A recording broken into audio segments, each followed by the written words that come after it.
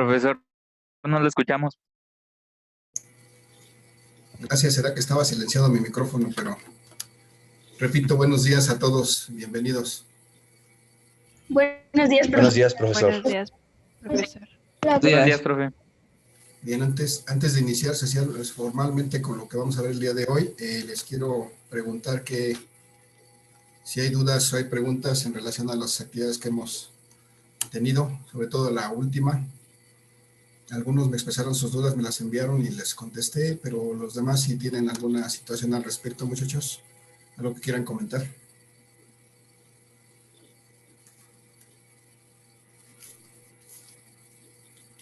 Yo, profe. Adelante, Martínez. Martínez. Te escucho. No supe usar bueno, no le entendí mucho al simulador que nos mandó. Ajá. La verdad es que no es tan difícil. Lo único que tienes que hacer, de hecho, lo único que puedes hacer ahí es mover las cargas. Ajá. Ponerlas a cierta distancia. Tú eliges ponerlas a cierta distancia. Y también tienes la posibilidad en la parte baja, hay un indicador que te permite escoger la carga de cada una de ellas y te permite escoger si es positiva o es negativa, dependiendo a dónde muevas esa barrita. Entonces, dependiendo de eso, pues tú vas a poner una carga positiva o negativa en un lado y una carga positiva o negativa en el otro, depende cómo muevas esa barrita. Y lo que vas a ver arriba es que va a estar cambiando unas flechitas que indican la dirección y el tamaño que se genera entre ellas. Lo mismo va a ocurrir cuando tú mueves las esferas, las acercas y las alejas, vas a ver cómo esas flechitas se hacen más grandes o más pequeñas, indicando que la fuerza crece o disminuye. Y entonces la idea de la actividad es que tú busques una combinación tal, de tal manera que esas flechitas muestren la cantidad que yo les sugerí. Y en esas condiciones tú puedas verificar, ya ves que hay una reglita debajo de las cargas, tú puedas verificar a qué distancia se encuentran, de qué tamaño son las cargas, porque tú elegiste de qué tamaño iban a ser, y con esos datos hacer un cálculo de la fuerza que se ejerce entre estas dos cargas y corroborar que efectivamente ese cálculo pues va a coincidir o va a ser muy cercano a lo que te indica el simulador en cuanto a esa fuerza representada por las flechas que se está generando entre las cargas. Esa es la actividad nada más. Ok. Si regresas a ella y experimentas libremente, vas a ver que no es tan difícil, la verdad. Esa es la característica de esas simulaciones, son muy simples, no tienen muchos parámetros a mover y son útiles, pues. Sí, profe, gracias. Ándale. ¿Alguien más, muchachos? ¿Algún otro comentario al respecto? Profe. Yo, profe. Bueno, primero... Adelante, Omar, ahorita te damos paso, Ayelen, gracias. Yo tengo duda en el problema 5. Y en el 4. De Colón. De la tarea 2. Sí, tarea 2. La tarea 2. El problema 4, a ver si me recuerdan cuál es el 4, cuál es el 5. En el 4 tenemos que encontrar las cargas de dos cargas idénticas separadas por 30 y están sujetas a una fuerza de repulsión de 199.81 newtons. Y tenemos que encontrar la magnitud, pero tiene una permitividad relativa de 5. Ajá. Entonces ahí lo que vamos a hacer, por principio de cuentas, tenemos que utilizar de las expresiones matemáticas que vimos, la última, ¿no? Que es donde implica la permitividad relativa y la permitividad del aire o del vacío. Esa que tiene más siglas, más componentes en su denominador. Con esa fórmula, muchachos, el punto de ese problema 4 es que ustedes deben interpretar qué significa decir, a ver si me repiten otra vez el enunciado, Ayelen. De lo que tenemos que encontrar, la pregunta es ¿cuál es la magnitud de cada carga si se encuentran inmersos en un material con una permitividad relativa de 5? Sí, pero lo primero que dice el enunciado, por favor. Dos cargas idénticas separadas por 30 están sujetas. Ok, ahí cuando dice dos cargas idénticas, muchachos, esa es la clave para resolver el problema. Si me dice que son dos cargas idénticas, entonces yo no voy a manejar una Q1 y una Q2. Voy a manejar una sola Q, porque las dos son idénticas. Las dos tienen la misma magnitud, entonces es una sola carga, o son dos cargas que tienen el mismo valor, pero yo las puedo representar con una sola literal, que es una Q. Entonces, cuando yo aplico la ley de Coulomb, en vez de tener carga 1 por carga 2, voy a tener una carga por la misma carga, entonces voy a tener una carga al cuadrado. Y de ahí voy a poder despejar esa carga y obtener su valor. Profe, Sí. ¿puede meter a Jocelyn, por favor? Ya está. Gracias. Que cuando me ocupo con las manos ya no veo. Está Sí. bien, ya está aceptada. Gracias. Entonces, muchachos, no sé si quede claro ahí la clave de ese problema es que las dos cargas son la misma, entonces la represento con la misma literal, y entonces me queda una carga cuadrada, que es la que voy a finalmente despejar y encontrar su valor, y ya con eso no hay problema. En el otro caso es algo similar, porque me dice que una carga es el doble de la otra, entonces una carga la represento con una Q, y si la otra es el doble de la primera, es para el problema 5, esta va a ser 2Q, y entonces multiplico Q por 2Q, me va a dar algo así como 2Q cuadrada, y entonces ya de ahí tengo una sola literal que puedo, una sola incógnita que puedo yo despejar y encontrar su valor. No sé si sirve esto o lo vemos sobre el papel, sobre la pizarra, muchachos. Sí, mejor. Mejor por la pizarra. Por favor. Sí, por favor, profe. Denme oportunidad, entonces ahorita comparto Vamos a compartir una pizarra aquí, aprovechando esta sesión. Recuerden que la mecánica de esta sesión es que una vez que agotemos los 40 minutos de esta reunión, nos reconectamos, ¿eh? Y no se les olvide, muchachos, que al terminar la sesión va a estar disponible la asistencia para que registren su asistencia del día de hoy y no se les pasen de nueva cuenta por ahí. Recuerden que solamente va a estar disponible algunos minutos, de 15 a 20 después de que terminemos con esta sesión. ¿Alguna duda ahí al respecto, muchachos? No, profe, todo bien. Entonces voy a la pizarra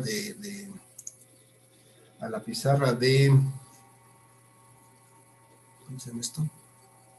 Del Zoom. Y entonces voy a dibujar aquí, por ejemplo, para el problema 4, dice que son dos cargas, y son dos cargas idénticas. Entonces, si son dos cargas idénticas, yo puedo representar a la primera carga con una letra U, por ejemplo. Pero, como es una carga idéntica a esta segunda carga, pues también la puedo representar con una letra Q. Y entonces ya tengo dos cargas idénticas. Si yo quiero encontrar la fuerza con que se atraen o se repelen estas cargas, independientemente de que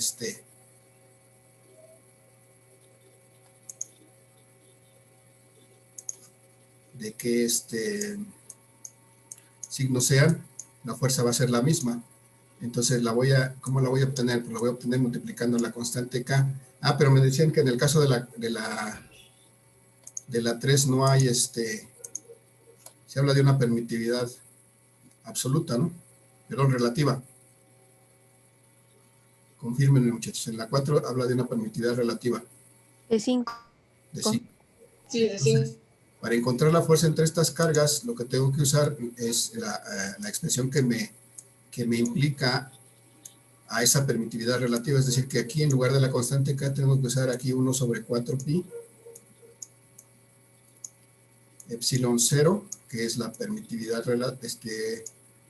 del vacío, epsilon r o epsilon r, epsilon 0, que es exactamente lo mismo, que esta es la permitividad absoluta, lo que me dan como dato.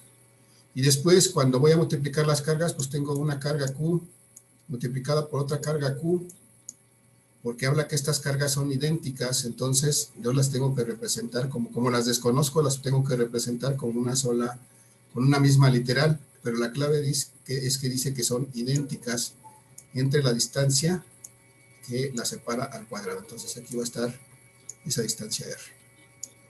Y entonces cuando yo hago esto, pues esto se va a convertir simplemente en 1 sobre 4pi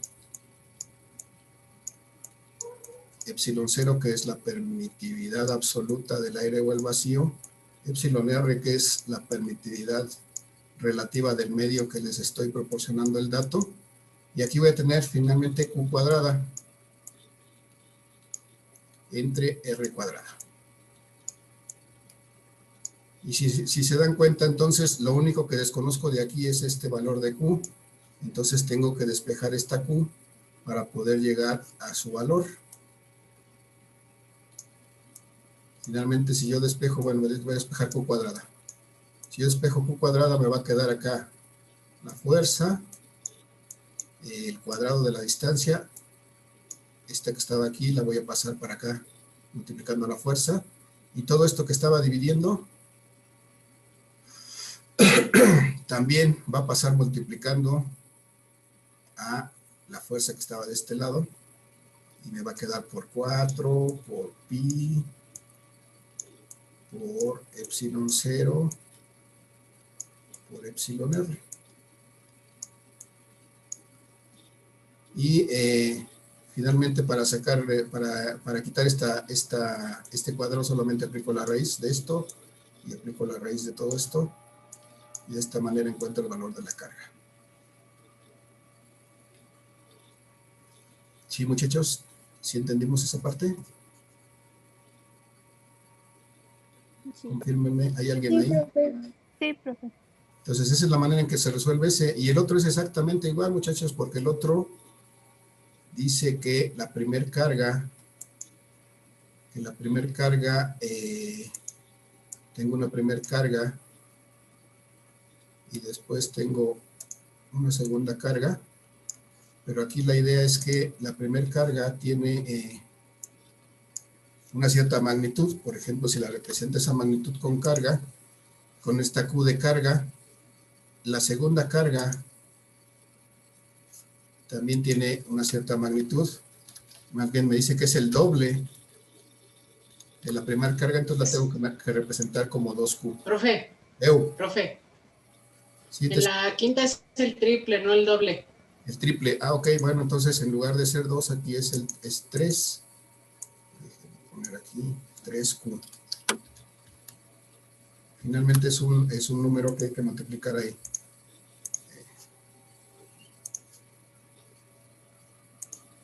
Déjenme quitar algo que me estorba aquí. Entonces, si es el triple, bueno, simplemente pongo que es el triple. Y como digo que es el triple, y mi referencia es que la otra carga es Q, es el triple de esta primera carga, entonces es el triple de esa misma carga. Y entonces cuando yo aplico esta fórmula, lo que va a pasar es que en esta parte, solamente voy a escribir esta parte, me va a quedar que, bueno, en este caso como es lo voy a escribir todo, para que no me gane la flojera. La fuerza va a ser igual, como aquí no decimos que esté en otra cosa diferente al aire o el vacío, va a ser en este caso la constante K, multiplicada por el producto de las cargas Q, por 3Q, que es el triple de la misma carga que es la carga de la otra, entre la distancia al cuadrado. Y cuando yo hago esto, bueno, sé que la fuerza va a ser igual a la constante K, por Q por 3Q, me va a dar 3Q cuadrada. Y entonces, entre la distancia al cuadrado. Y cuando yo llegue aquí a un resultado, cuando despeje esta Q, que eso ya no tiene problema, porque es exactamente lo mismo que hice en el caso anterior, voy a obtener el valor de la primera carga. Esta carga va a tener este valor. Perdón, este valor que yo encuentre, ¿no? Y luego voy a saber, como yo sé que la carga 2 es igual al triple de la carga 1, entonces pues simplemente voy a hacer esta operación. Ya que tengo el valor de la carga 1, lo sustituyo aquí y puedo obtener el valor de la carga 2. ¿Sí aclaramos un poquito con eso, muchachos? Sí. ¿Sí o no? ¿Alguien más me quiere confirmar, por favor? Sí, profe. Sí, profe. Vale, entonces, de cualquier manera voy a guardar esto, se los envío, se los pongo a disposición. Y vamos a pasar a revisar o a terminar el ejercicio que estábamos haciendo en la sesión pasada. Ya nada más nos faltaba la conclusión, para que no quede así al aire y no haya problema, tengan completo el espectro de cómo deben resolver ese tipo de problemas. ¿Está bien, muchachos? ¿Les parece bien? ¿Hay alguien ahí? Profe. Sí, profe. Gracias. Entonces voy a pasar vamos a revisar nuevamente la presentación en la que estábamos trabajando en la sesión pasada. Y entonces vamos a concluir.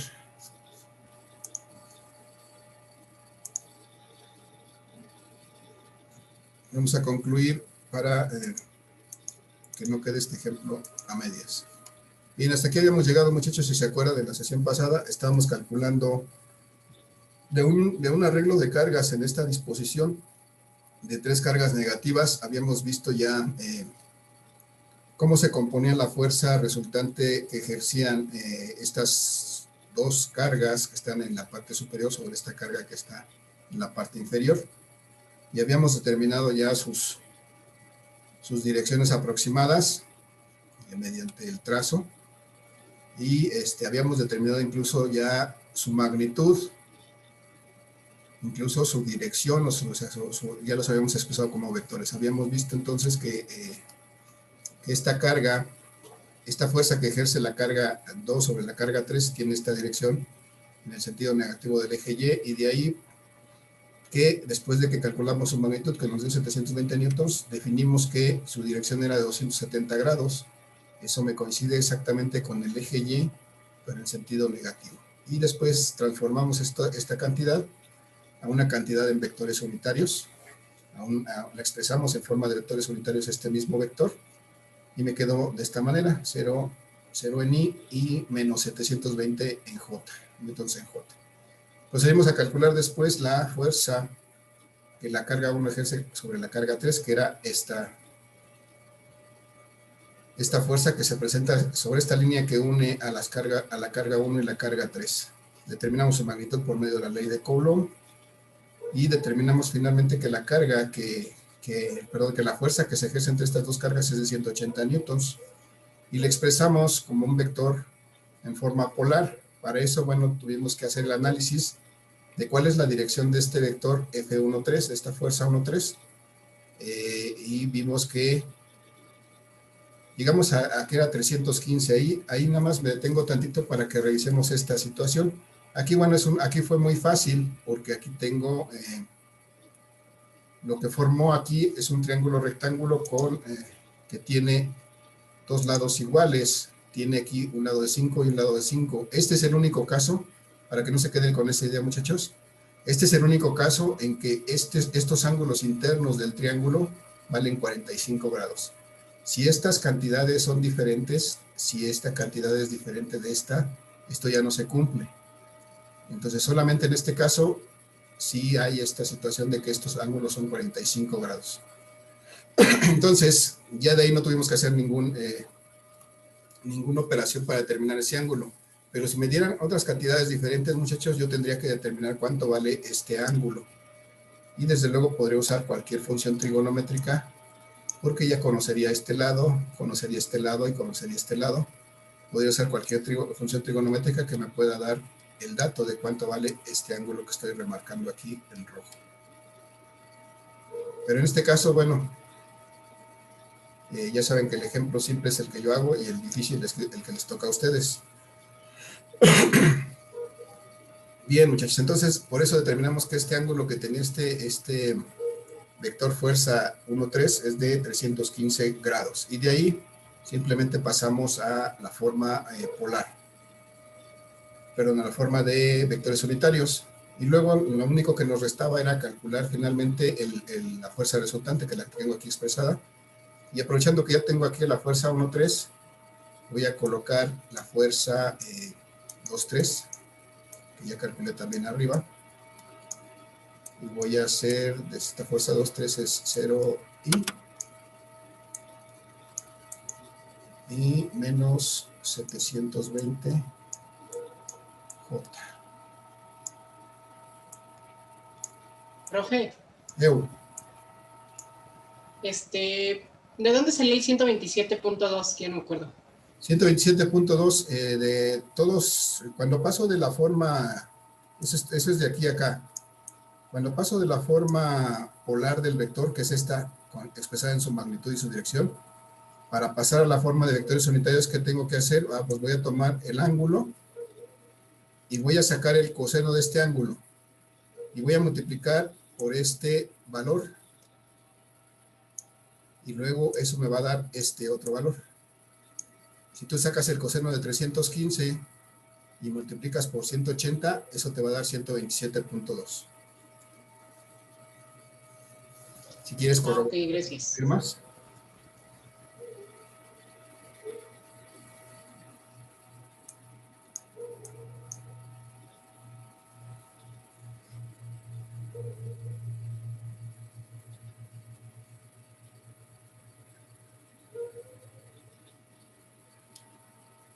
¿Sí estuvo bien? García. Sí. ¿Sí? Ya me entró la duda. A ver, entonces, si me ayudas con el seno de 315, no sé, sí, el seno de 315, ¿cuánto es, muchachos? ¿Alguien que me ayude? Menos .7071. ¿Y eso por 180? Menos 127.27. Entonces aquí tengo un error. Este 180 no es, yo así por las carreras, todo por las malditas prisas, dije que esto era menos 1 por 180, menos 180, entonces este valor no es adecuado. Permítanme tantito que lo corrijo. Es el mismo 127.27, menos 127.27. Bien, qué bueno que preguntaste, porque si no se nos iba con ese error. Bien, lo voy a reescribir, voy a poner que esto está mal. Aquí tengo la fuerza 1, 2, 3, que ya expresé de ahí arriba, y aquí voy a poner de nuevo la fuerza 1, 3, ya bien escrita, porque efectivamente no está mal. Era 127.2 newtons por I, para el caso de la componente en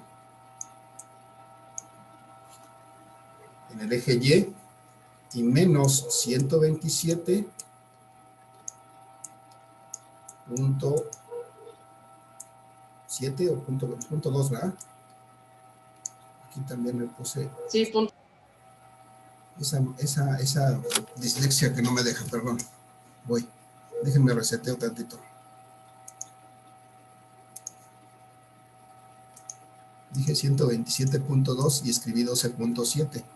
Los que ya me conocen sabrán que es culpa de mi dislexia, ¿verdad? Entonces, son 127.2 newtons y 127.2 newtons negativos J. Ahora sí creo que estamos bien. Y entonces ahora sí, muchachos, necesito sumar el vector 2, 3 y el 1, 3 como lo establecí desde aquí, desde el principio. La suma del 2 y el 3 más el 1 y el 3 me van a dar como resultado la fuerza resultante, que va a ser, desde luego, un vector. Y estos son también vectores, perdón. La fuerza resultante. Entonces, ya que lo tengo así en forma de vectores unitarios, ya es muy simple. Simplemente sumo término a término. 0 más 127 van a ser 127.2 por el vector unitario I. Y ahora sí, si me ayudan, menos 720 menos 127 me va a dar menos 847. Menos 847.2. ¿Cómo me dicen, por favor? Menos 847.2 newtons también, multiplicados por el vector unitario J. Prácticamente ya tengo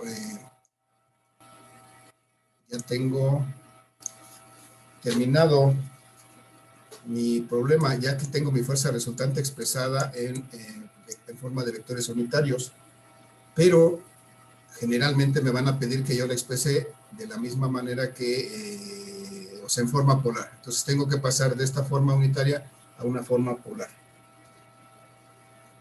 Puede ser de manera mecánica, si alguien ya mecanizó esto, pues lo podría hacer sin ningún problema, pero yo lo voy a hacer por partes para que se entienda. Entonces, yo para poder pasar esta cantidad a la forma polar, lo que generalmente recomiendo es que primero trace esta cantidad en un sistema de referencia y entonces podré darme una idea real de cuál es su posición y su dimensión. Entonces, por ejemplo, aquí voy a trazar mis 127.2 newtons por I, quiere decir que están sobre el eje Y, y aquí tengo 127.2 newtons I. Ese es mi vector componente en el eje X. Y voy a trazar mi segundo vector, que es este. Como es negativo, tendrá que estar en el sentido negativo. Como es J, tendrá que ser en el sentido negativo del eje Y. Y entonces aquí voy a tener menos 847.2 newtons, pero en J, multiplicados por el vector unitario J. Y ahí ya puedo trazar mi resultante de esos dos vectores. Si yo hago paralelas, en este caso a los ejes, porque los vectores coinciden con los ejes, encuentro ese punto donde cruzan estas paralelas, entonces ahí precisamente voy a tener mi fuerza resultante.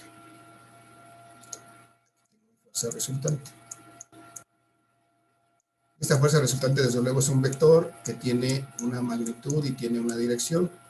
Es decir, la voy a representar con... en 10 minutos de esta sesión termino el ejercicio y empezamos. Lo voy a representar con su magnitud y su dirección. Voy a llamarle la dirección de este vector phi para no confundirla con teta. Phi es la dirección de este vector, es un ángulo que va desde aquí, muchachos, hasta acá. Eso es phi, un ángulo que se mide desde la horizontal positiva hasta la inclinación del vector. Entonces, ¿cómo calculo FR, muchachos? La magnitud del vector resultante. Magnitud. ¿Alguna idea? Podría ser con el teorema de Pitágoras. Sí, ciertamente el teorema de Pitágoras, muchachos. Si yo recorriera este vector que está aquí, lo pasara a este lado, veríamos que formamos un triángulo rectángulo, y esta fuerza resultante, o esta FR que voy a trazar ahorita, es realmente la hipotenusa de ese triángulo rectángulo. Entonces tendría que aplicar el teorema de Pitágoras y elevar mis componentes al cuadrado, este valor y este valor, aquí al cuadrado. Ya no voy a poner la fórmula para obvia del tiempo, voy a poner solamente el valor, 127.2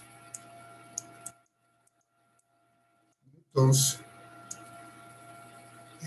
al cuadrado, más menos 847.2, menos 847.2 newtons también al cuadrado. Igual, para optimizar un poco el tiempo, muchachos, si alguien me puede ayudar con esa operación, me dice cuánto es, antes de la raíz solamente estos cuadrados, este y este, y la suma.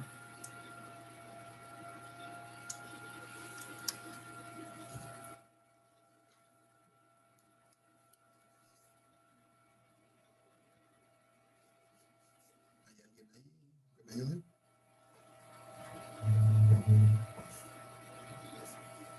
$733,927.68. 127, ok. Y la raíz de eso, Newtons cuadrados. Ok. Su raíz es 856.695 newtons. Ok, 856.65. 695. 695, ok. 695. Entonces, ya está, muchachos. Esta es la magnitud de la resultante. Si se dan cuenta, observen el valor 856.695. Aquí partimos de un valor de 847. Este es un valor un poquito más grande. Esto me suena lógico porque esta es la hipotenusa de este rectángulo. Y tampoco está disparado. Entonces, ahí también podemos de alguna manera corroborar si estamos obteniendo un buen resultado. Si operamos bien, vamos a obtener un valor que se asemeja cuando menos al más grande de estos dos, pero que tampoco se dispara demasiado. Si aquí yo obtengo 8560, por ejemplo, quiere decir que operé mal. Si obtengo 85.6, quiere decir que operé mal, porque aquí estoy partiendo de una cantidad, mi más grande cantidad tiene 847. Bueno, eso solamente es un tip para cuando resuelven y puedan ser críticos con el resultado que están obteniendo. Bien, ya encontré la magnitud, muchachos. Entonces, ¿cómo calculo la dirección? Este ángulo phi. Por tangente. Por la tangente de... La verdad es que la tangente me va a permitir calcular este ángulo teta. Entonces, pero eso me sirve ahorita. Para yo calcular ese ángulo teta voy a pasar acá. Ese ángulo teta, recuérdense que es la tangente de la coca, muchachos. De hecho, la tangente a la -1 de la coca. Si ese es el cateto que yo quiero, este es el ángulo que yo quiero, este es el cateto opuesto, que es la componente en Y. Entonces va a ser el valor absoluto, es importante, muchachos, el valor absoluto de la componente en Y, menos 847.2.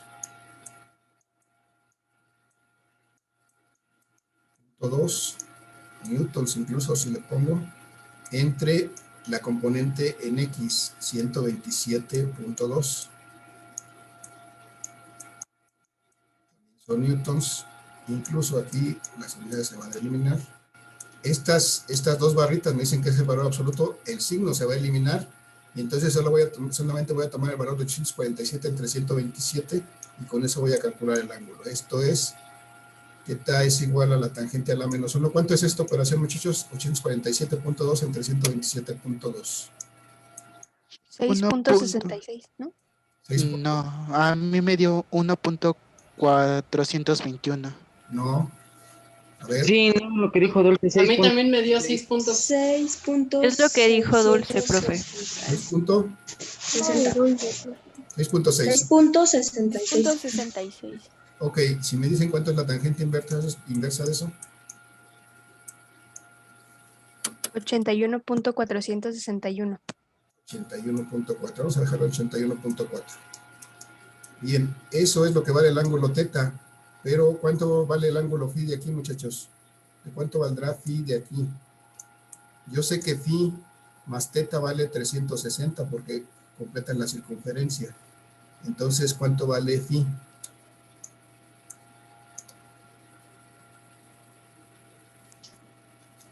$278. Sí, pero ¿cómo lo calculo? Antes de eso, está bien. Pero ¿cómo lo calculo? 360, sí. Menos 360. Menos 360, que es la circunferencia completa, menos el ángulo que acabo de calcular, que es este phi de 80 y este teta, perdón. Y entonces obtengo cuánto vale phi. Va a ser, me habían dicho, 360 menos 81.4 me va a dar 200. 78.6. 200. 78. 78.6, ¿verdad?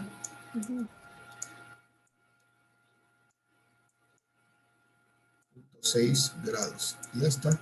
Ya tengo aquí mi ángulo y ya tengo aquí mi magnitud. ¿Qué me resta, muchachos? Pues solamente, ya no me quedó espacio, pero bueno, voy a tratar de hacerlo aquí. expresarlo en forma polar. ¿Mandé? Expresarlo en forma polar de la resultante. Yo ya tengo aquí sus dos valores. Solamente estaba buscando un espacio para ponerlo. Lo voy a poner aquí arriba. A ver si me cabe. Mi fuerza resultante en forma polar va a ser su magnitud. Es esta que calculé aquí. 856.69, 695,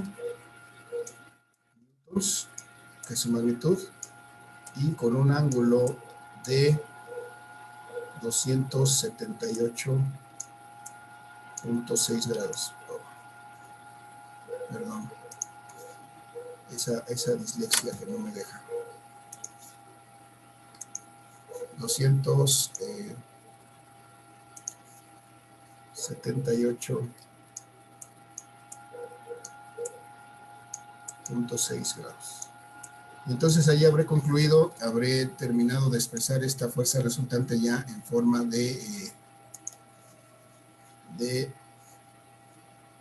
en forma polar. Aquí está la forma polar.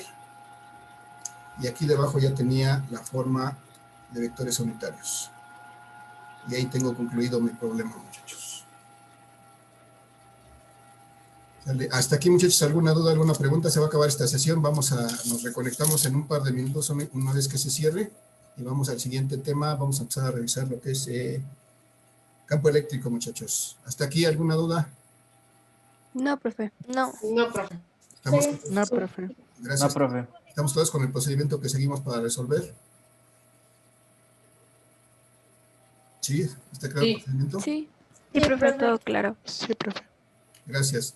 Entonces, bueno, les recuerdo que voy a publicar unos problemas adicionales de esto para ya quedar completos con esto que es la ley de Coulomb. Y en los próximos minutos vamos a empezar a revisar el tema de campo eléctrico. También para avanzar con nuestros temas de este curso. Bien, nos quedan alrededor de 10 segundos. Voy a esperar a que se corte automáticamente y nos reconectamos en 2 minutos, muchachos.